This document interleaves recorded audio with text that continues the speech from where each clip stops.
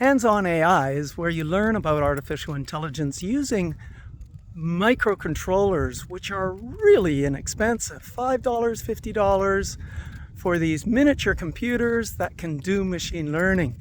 Most of us only started hearing about machine learning a couple years ago with ChatGPT, and our understanding of artificial intelligence is how to word your prompt slightly different to get a slightly better response. But there is so much you can learn about artificial intelligence and how these deep learning, machine learning models are made using small, inexpensive microcontrollers.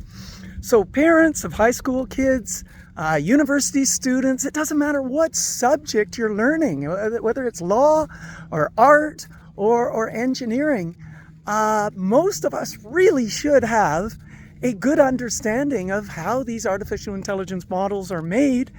And we can, using really inexpensive microcontrollers, learn this at school, learn it at high school, learn it as an undergrad.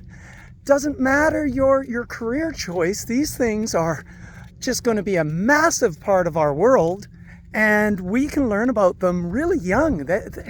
Most of the stuff is not that difficult, but the problem-solving skills, the creativity skills, using microcontrollers, robotics, machine learning, IoT, inexpensively at high school is completely doable.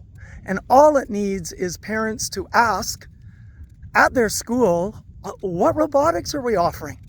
We know ChatGPT it's a beginning phase. It's going to get better and better. These things are completely powerful.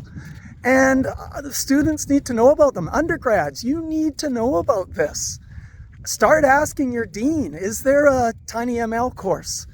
Is there some way that I can learn how these things work other than just prompt engineering, which is important, but there's more to it.